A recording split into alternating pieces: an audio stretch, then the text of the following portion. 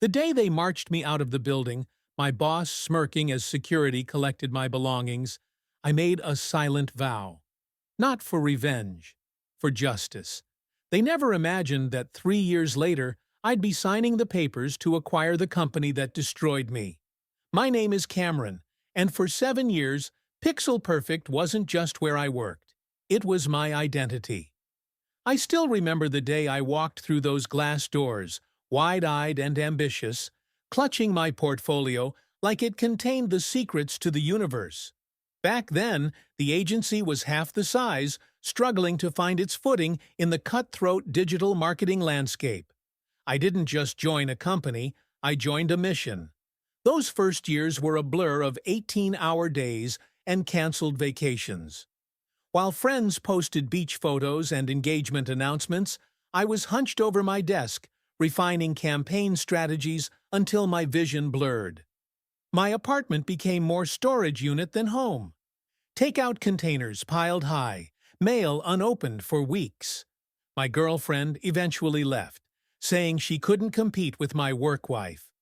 I barely noticed her absence until 3 weeks later when I reached for her in an empty bed after a rare 5-hour sleep. But the sacrifices seemed worth it when my Bold Brilliance campaign for Sports Sync went viral, bringing in 3 Fortune 500 clients within a month. That was the first time Marcus Reinhardt, our CEO, learned my name. "Cameron, you magnificent bastard," he'd roared, slapping my back so hard I nearly spilled my scotch at the company celebration. That night, he'd thrown his arm around my shoulders, breath heavy with expensive liquor. "People like you are the backbone of this company. Never forget that." I didn't just drink the company Kool-Aid. I mixed, served, and bathed in it. Pixel Perfect's core values were tattooed on my soul. Innovate fearlessly. Elevate others. Deliver excellence. When newer employees joined, I took them under my wing, staying late to review their work, defending them in tense client meetings. "Learn from Cameron," department heads would say. "He gets what we're building here." The marketing department became my family. We fought like siblings, like the time I nearly came to blows with Derek over the direction of the Luminex rebranding. I'd slammed my fist on the conference table so hard the glass cracked, my face inches from his, veins pulsing in my neck.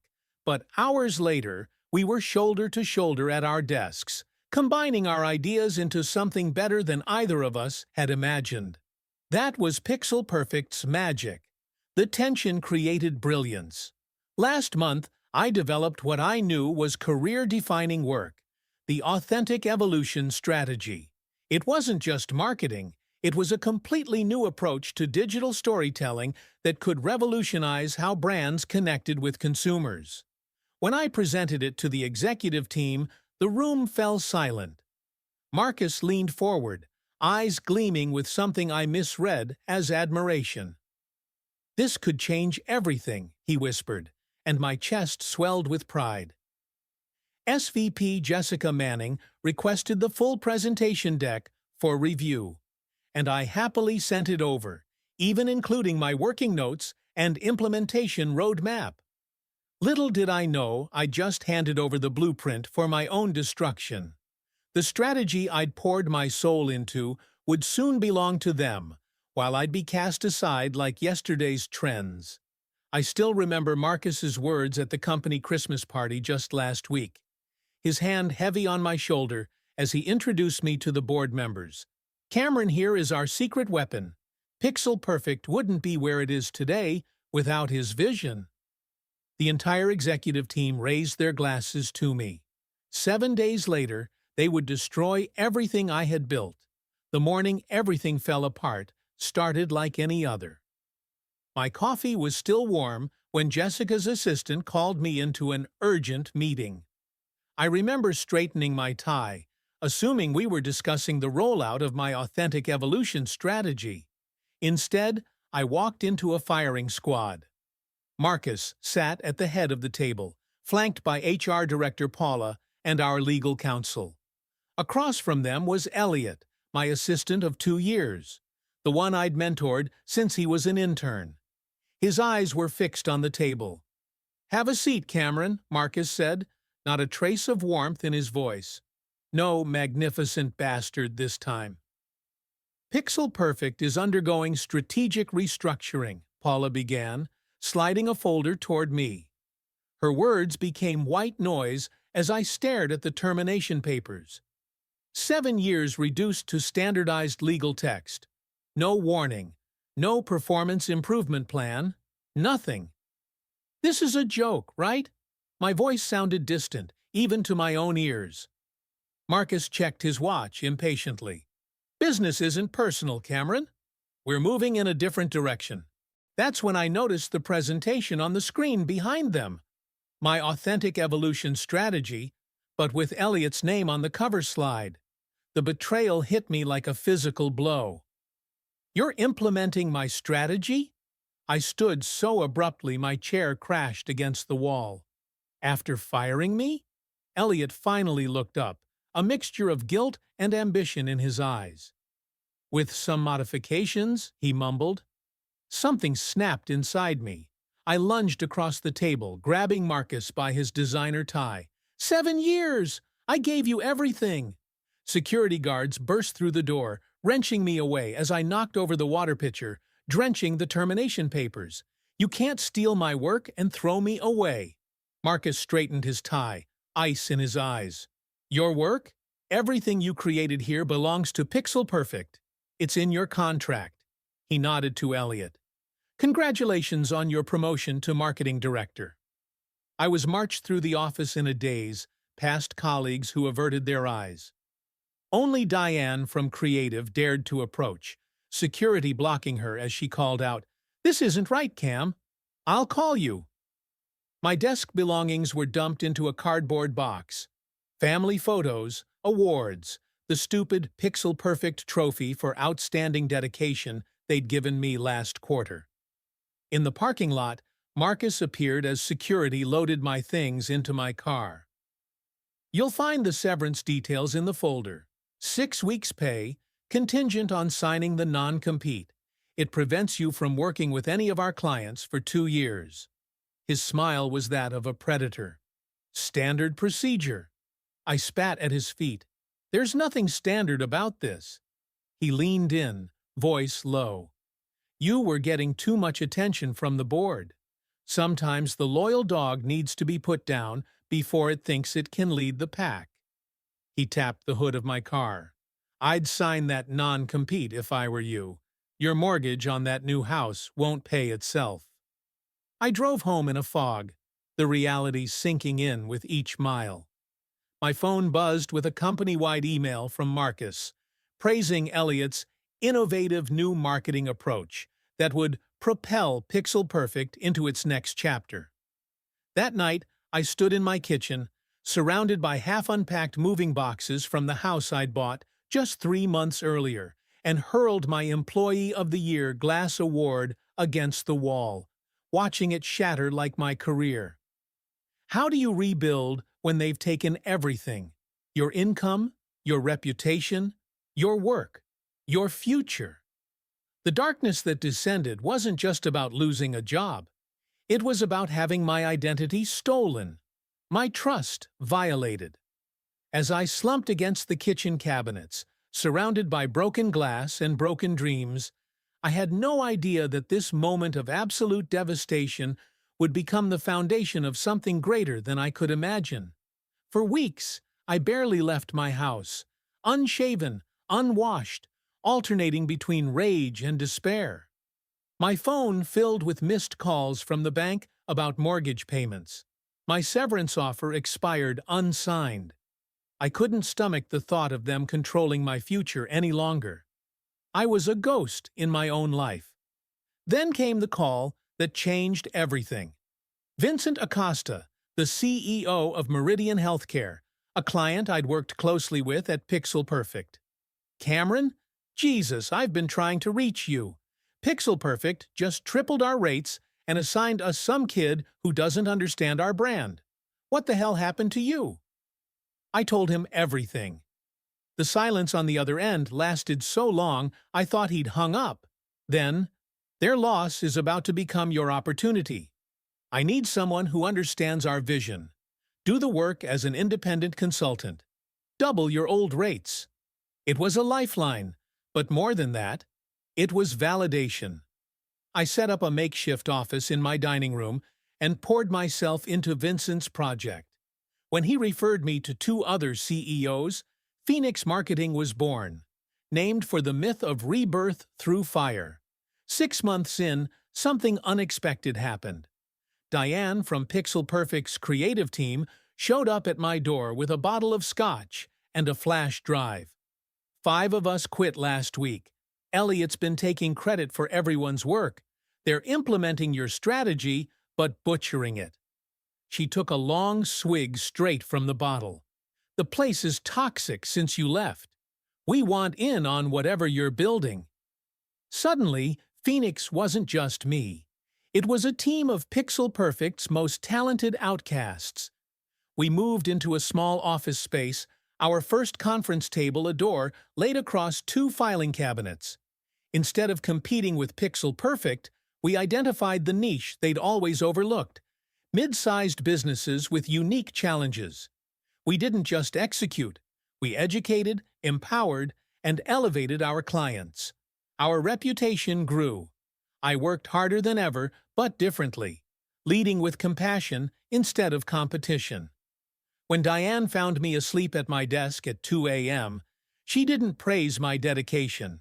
She grabbed my car keys. "We're not building another Pixel Perfect. Go home, see your family. That's an order." The irony wasn't lost on me when I landed the Luminex account, Pixel Perfect's former flagship client. Their CMO was blunt. "Your strategy at Pixel Perfect was the only thing that worked for us. They've lost their edge since you left." 18 months after being escorted from Pixel Perfect's offices, Phoenix Marketing had 30 employees and a downtown office. That's when I received an unexpected visitor: Serena Winters, managing partner at Avalon Venture Capital. "I've been watching you," she said, declining the coffee I offered. "Your growth metrics are impressive, but it's your retention rate that caught my attention. Nobody keeps clients like you do." She slid a folder across my desk. Inside was a detailed report on Pixel Perfect. "They're in trouble. Bad leadership, client exodus, toxic culture. Stock's down 60% this quarter." I pushed the folder back. "Not my problem anymore." Serena's eyes narrowed. "It could be your opportunity. Avalon is looking to acquire distressed companies with strong foundations. Pixel Perfect still has valuable assets and industry recognition." She stood to leave, placing her card on top of the folder. "We need someone who understands the business to guide the acquisition and transition. Someone with personal insight." That night, I stayed late at the office, staring at Pixel Perfect's financial reports. Their stock had plummeted to $4.15 a share, down from $67 when I was fired. The company that had once been valued at $120 million was now worth less than $10 million. With Avalon's backing, I could acquire the company that had thrown me away like trash. Was this the universe offering justice? Or was I being pulled back into a past I needed to leave behind? As the office emptied and the night deepened, I made my decision. I picked up my phone and called Serena. "I'm in, but we do this my way." The plan was set in motion, and there would be no turning back. The acquisition took 3 months of stealth and strategy. Serena's team at Avalon created a shell company, Phoenix Holdings, to purchase blocks of Pixel Perfect stock without triggering regulatory scrutiny. My name appeared nowhere in the documents. Meanwhile, I approached key Pixel Perfect clients, not to poach them, but to understand what had gone wrong. The picture was grim: broken promises, mediocre work, arrogant leadership. By the quarterly board meeting, Phoenix Holdings owned 51% of Pixel Perfect shares. The company was on the verge of bankruptcy, with 3 consecutive quarters of losses. Perfect timing for a new majority shareholder to demand emergency changes. I'll never forget walking into that boardroom, the same one where I'd been fired 2 years earlier. Marcus didn't recognize me at first. I'd lost weight, grown a beard, carried myself differently. The confidence of success looks nothing like the desperation of fear. "Who the hell are you?" Marcus demanded when I took a seat at the head of the table. "The new majority owner of Pixel Perfect," I replied, sliding the acquisition papers across the glossy surface. The color drained from his face as he read the documents, his hands visibly shaking. "Cameron?" he whispered, recognition dawning as the board members murmured in confusion. I smiled. Surprise! What followed was the most satisfying 30 minutes of my life. I outlined the company's failures under current leadership, presenting the damning financials, client testimonials, and employee exit interviews. With each slide, Marcus seemed to physically shrink. "This is absurd!" he finally exploded, slamming his fist on the table. "You can't just walk in here and—" I cut him off. "Actually, I can. And my first action as majority shareholder is to call for a vote of no confidence in the current CEO." I turned to the board. "Unless anyone objects to removing the man who drove this company into the ground?" The silence was deafening. Not even Marcus's allies would defend him now. When the vote came, it was unanimous. As security waited to escort him out, a detail I'd specifically arranged, I approached Marcus with a folder. "Your severance package. 6 weeks' pay, contingent on signing a non-compete agreement." I leaned closer, savoring the moment. "It's standard procedure." His face contorted with rage. He lunged at me, fist connecting with my jaw in a blow that sent me staggering back. Security immediately restrained him, but I waved them off, tasting blood as I straightened my tie. "That's the difference between us, Marcus. You lead through fear. I lead through respect." I handed him a tissue for his bleeding knuckles. "The non-compete is actually quite generous. Unlike the one you offered me, it allows you to work in the industry, just not with any companies in our portfolio." After he was gone, I addressed the remaining board and executives. "I'm not here for revenge. I'm here for restoration." I gestured to the door where Diane and my Phoenix team entered. "This is the new leadership team. Some of you know them. All of you will respect them." Over the following year, we rebuilt Pixel Perfect into something stronger than before. We kept the name. It had value despite Marcus's mismanagement, but transformed the culture. The company that once discarded people now invested in them. Profits returned, clients returned, and something else appeared that had never existed under Marcus: loyalty. As for Elliot, my former assistant, I didn't fire him. Instead, I moved him to a position where his actual skills could shine without the pressure of leadership he wasn't ready for. "Second chances exist," I told him during our first awkward meeting. "Use yours wisely." Last week, on the 3rd anniversary of my firing, I signed the final papers merging Phoenix Marketing and Pixel Perfect into a new entity. The journey from that humiliating walk through the parking lot with my box of belongings to becoming the CEO of the company that discarded me hasn't been about revenge. It's been about reclamation of my work, my dignity, and ultimately my purpose. They fired me for no reason. Now I own their entire business. But the real victory isn't in possession. It's in transformation. The company that once broke me has been rebuilt into something that lifts others up.